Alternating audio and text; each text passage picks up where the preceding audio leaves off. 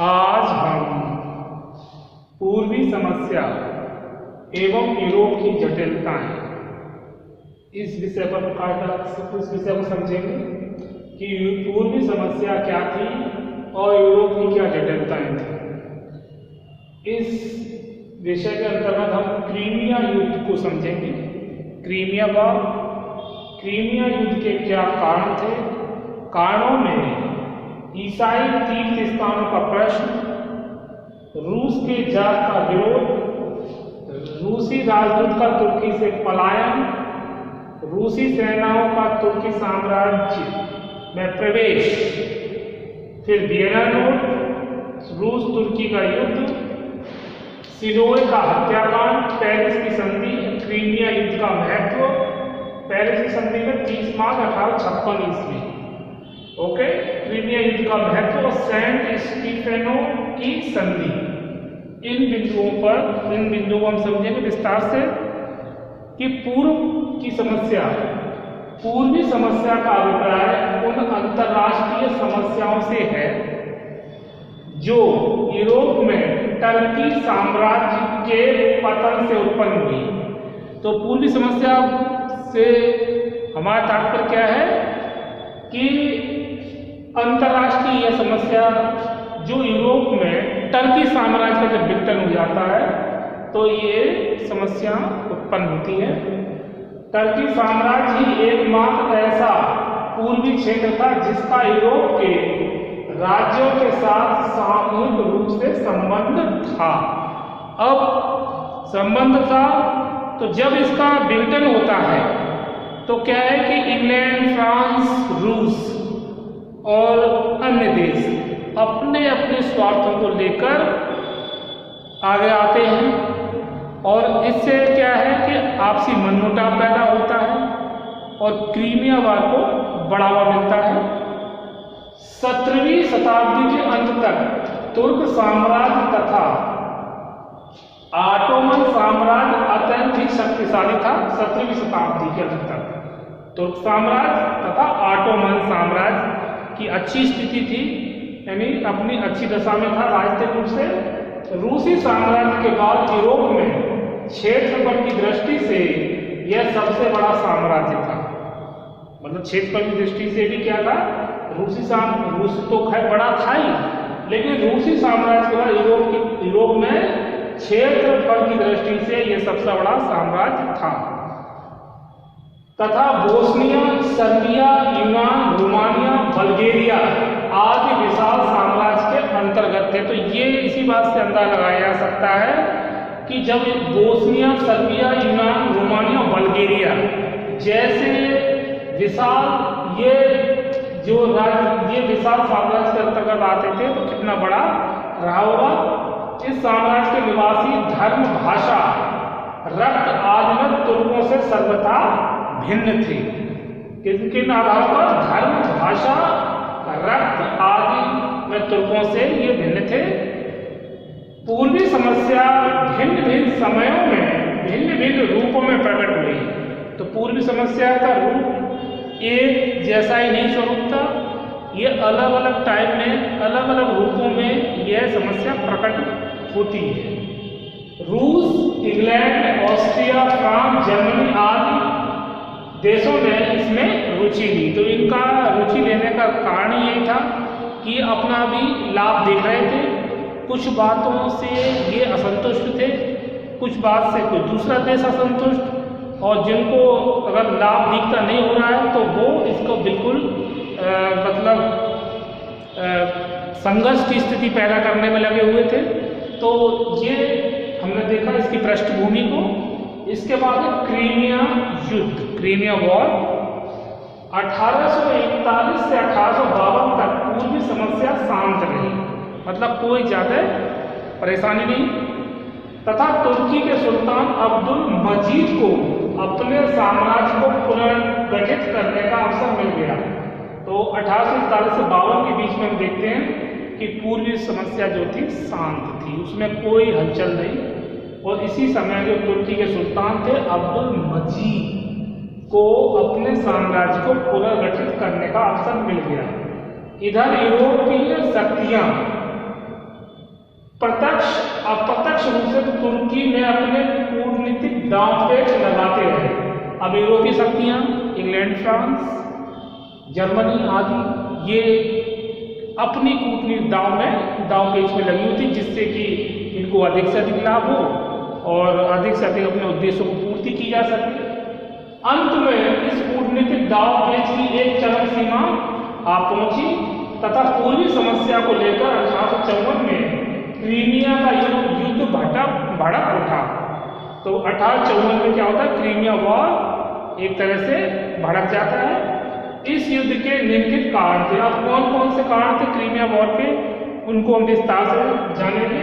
अब इसमें यूरोपीय जो शक्तियां हैं वो प्रत्यक्ष अप्रत्यक्ष रूप से तुर्की में अपनी कूटनीतिक दांव पेच लगा रहे थे, लेकिन इस दांव पेच का नतीजा ये हुआ कि आखिरकार क्या होता है, 1854 ईस्वी में क्रीमिया वॉर एक विस्फोटक स्थिति हो जाती है, क्रीमिया वॉर भड़क जाता है। तो इसके कारण क्या है, वो इस प्रकार है। कारण नंबर 1, ईसाई तीर्थ स्थानों का प्रवेश। तो ये कारण था, फिलिस्तीन में स्थित जेरूसलम के पवित्र स्थान तुर्की साम्राज्य में थे।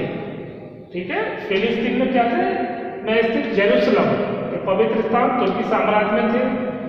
अब इन पवित्र स्थानों पर नियंत्रण रखने के संबंध में दीर्घकाल से रूस, फ्रांस और तुर्की के बीच में झगड़ा चल रहा था।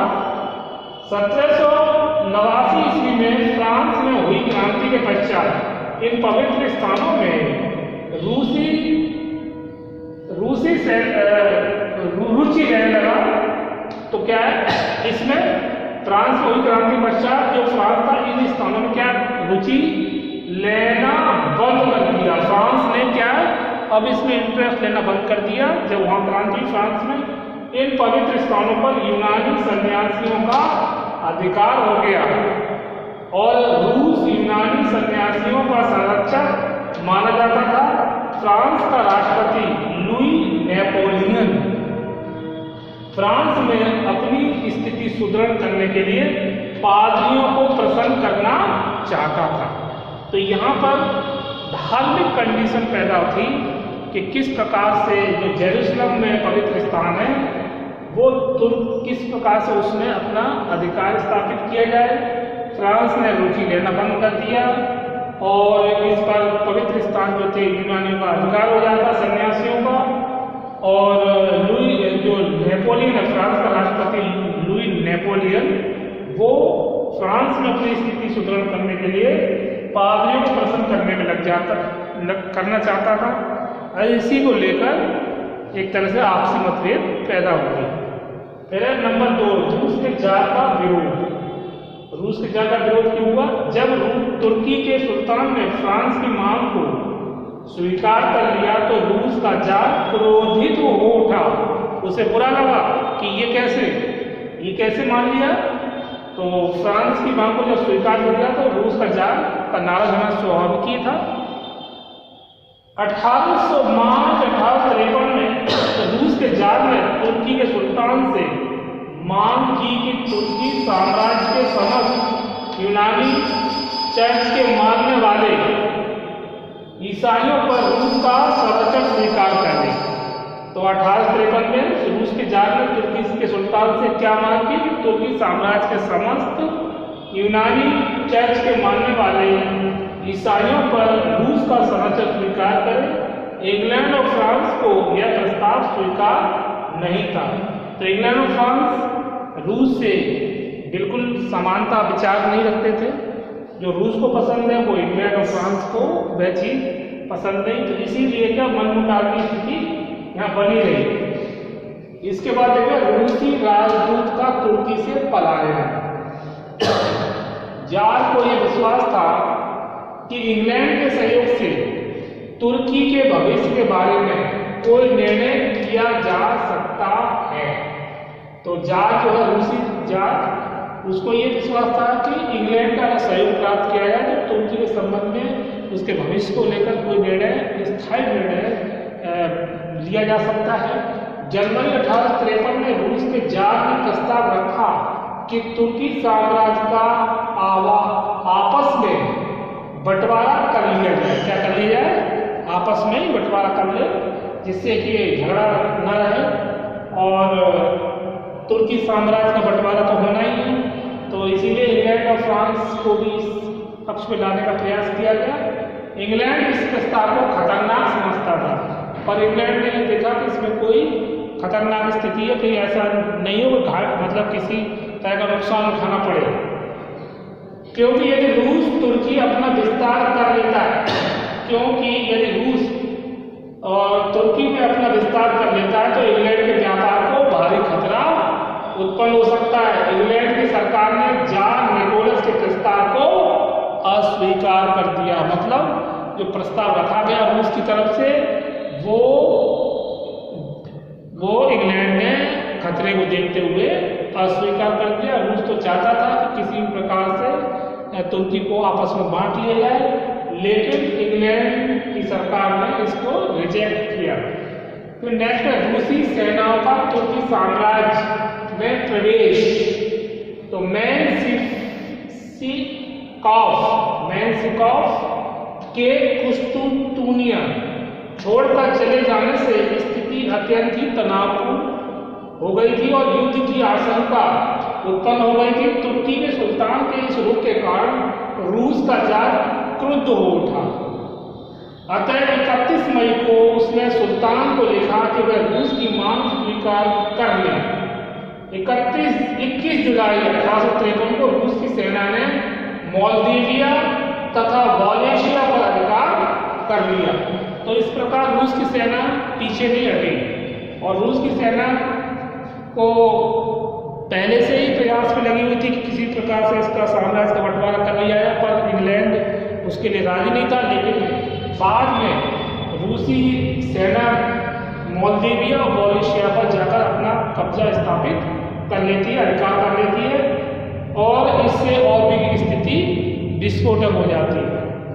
वियना नोट युद्ध को रोकने के उद्देश्य से ऑस्ट्रिया के विदेश मंत्री ने इंग्लैंड, फ्रांस तथा प्रशा के प्रतिनिधियों को वियना में आमंत्रित किया। किसने? युद्ध को रोकने के ऑस्ट्रिया के विदेश मंत्री ने यह दिमाग लगाया कि युद्ध को अगर रोकना है तो इंग्लैंड और फ्रांस और प्रशा के प्रतिनिधियों को कहाँ बुलाया जाए? वियना में।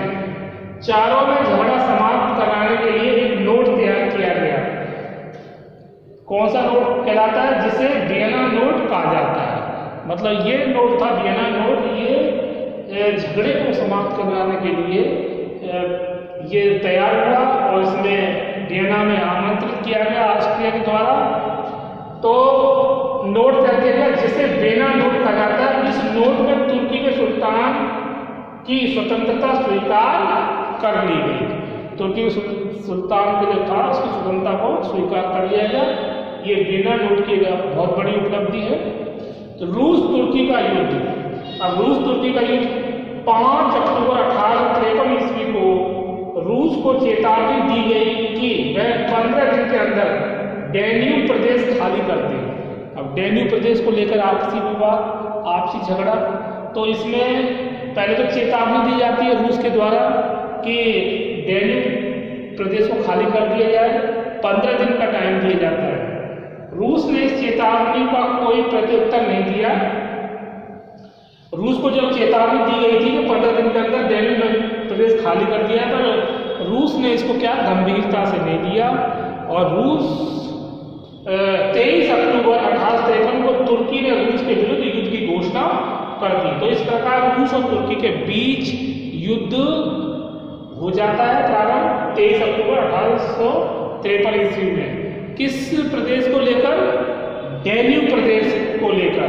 तो डैन्यूब प्रदेश पहले खाली करने की चेतावनी रूस को दी जाती है और रूस उसको नेगलेक्ट करता है, अनदेखा कर देता है, जिसके कारण तुर्की जो 23 अक्टूबर 1853 को रूस के विरुद्ध युद्ध की घोषणा कर देता है।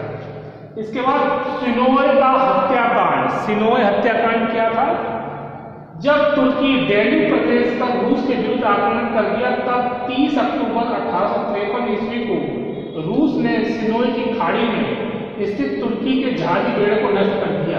तो यहाँ रूस भी चुप रहने वाला नहीं था, उसने भी उसका उत्तर देते हुए क्या कर दिया 30 अक्टूबर 1853 ईस्वी को रूस ने सिनोई की खाड़ी में स्थित तुर्की के जाली बेड़ को नष्ट कर दिया, जिसमें बहुत अधिक जान माल की हानि हुई।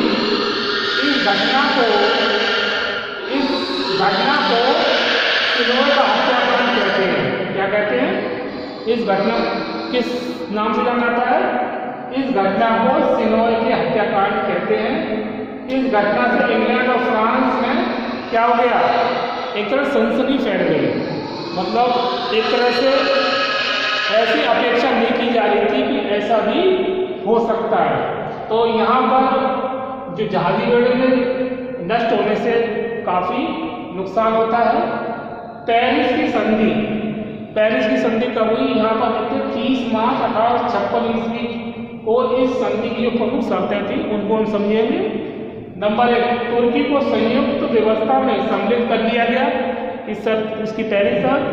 दूसरा है, तुर्की के सुल्तान ने ईसाई प्रजा के हितों को ध्यान में रखने का वचन दिया। नंबर 3, काले सागर को तटस्थ क्षेत्र मान दिया गया। और नंबर 4, रूस और तुर्की ने एक दूसरे के जीते हुए प्रदेश वापस कर दिए। मतलब सौहार्द का वातावरण तैयार करने का प्रयास किया गया ताकि ये जो संघर्ष की स्थिति है वो न बनी रहे। इसीलिए नंबर 5, तुर्की के प्रभुत्व में सर्बिया की स्वतंत्रता स्वीकार कर ली गई। मतलब तुर्की के प्रभुत्व में जिसकी स्वतंत्रता स्वीकार कर ली गई, सर्बिया की स्वतंत्रता को स्वीकार कर लिया गया। और नंबर 6, डैन्यूब नदी में सभी राज्यों को व्यापार करने का अधिकार दे दिया गया। तो डैन्यूब नदी को लेकर जो तुर्की और रूस में आपसी विवाद था उसमें तो कमी मतलब पेरिस की संधि के बाद तो आई गई। और तुर्की के प्रभुत्व में सर्बिया की स्वतंत्रता स्वीकार कर ली गई। तो डैन्यूब नदी में सभी राज्यों को व्यापार करने का अधिकार दे दिया गया। तो ये पेरिस की संधि अपने आप में एक बहुत महत्वपूर्ण संधि मानी जा सकती है। क्रीमिया युद्ध का महत्व। अब ये प्रश्न उठता है कि क्रीमिया युद्ध हुआ तो क्या उसका महत्व रहा? क्रीमिया युद्ध समय की बर्बादी, जान माल की हानि को लेकर हुआ या ये व्यर्थ में युद्ध लड़ा गया, उसके बारे में जो विभिन्न विद्वान हैं उनके क्या विचार हैं, जैसे थियर्स ने क्या कहा है उसके संबंध में, उसको जानेंगे। क्रीमिया युद्ध का महत्व। प्रसिद्ध विद्वान रॉबर्ट मोरियर के अनुसार यह युद्ध आधुनिक युग के युद्ध में सबसे व्यर्थ युद्ध था। कैसा युद्ध था? व्यर्थ। मोरियर का मानना है कि ये युद्ध लड़ा गया तो वो तो मूर्खतापूर्ण कार्य था। Crimea war. फ्रांस के प्रसिद्ध विद्वान थियर्स के अनुसार यह युद्ध कुछ अभागों, अब यहाँ पे ध्यान दें कि थियर्स क्या कह रहे हैं कि यह युद्ध कुछ अभागे साधुओं को पूजा गृह की कुंजी दिलवाने के लिए लड़ा गया। पूजा गृह की कुंजी दिलवाने के लिए थियर्स के अनुसार यह युद्ध लड़ा गया, किंतु उनके संबंध में कोई उचित व्यवस्था ना हो सकी। युद्ध भी लड़ा गया पर व्यवस्था कोई नहीं हो पाई, एज इट इज जैसा का तैसा बना रहा है और व्यर्थ में अनेकों सैनिकों का बलिदान हो गया। तो थियर्स ये मानते हैं कि जो क्रीमिया वॉर है, क्रीमिया का युद्ध, वो व्यर्थ युद्ध लड़ा गया, उससे कोई समाधान नहीं निकला और विशाल पैमाने पर सैनिकों का बलिदान भी हुआ। क्रीमिया का युद्ध यूरोपीय इतिहास का संक्रमित काल था। क्रीमिया का युद्ध क्या था? यूरोपीय इतिहास का संक्रमित काल था। इस युद्ध के पूर्व लगभग 40 वर्षों तक यूरोप में शांति रही थी। कहने का तात्पर्य है कि इस युद्ध से पूर्व में 40 वर्षों तक यूरोप में शांति रही थी, लेकिन क्रीमिया वॉर के कारण विशाल पैमाने पर जनधन की हानि हुई, सैनिक मारे गए, कोई नतीजा नहीं निकला। और ये थियर्स बताते हैं कि यह युद्ध कुछ अभागे साधुओं को पूजा गृह कुंजी दिलवाने के लिए किया गया, किंतु उनके संबंध में कोई उचित व्यवस्था न हो सकी। तो ये कोई निर्णायक युद्ध नहीं था। सेंट स्टीफनो की संधि क्या थी? 3 मार्च 1858 को रूसी सेनापति इग्नातेव ने तुर्की के सुल्तान को सेंट स्टीफनो नामक स्थान पर रूस को शर्तों के आधार पर संधि करने के लिए बाध्य किया। क्या किया? संधि करने के लिए बाध्य किया किसने? रूसी सेनापति इग्नातेव ने तुर्की के सुल्तान को सेंट स्टीफनो नामक स्थान पर रूस को शर्तों के आधार पर संधि करने के लिए बाध्य किया, जिसकी शर्तें इस प्रकार से थी। कौन कौन सी शर्तें? नंबर 1, तुर्की ने सर्बिया, मॉन्टीनीग्रो और रोमानिया की स्वतंत्रता को स्वीकार कर लिया।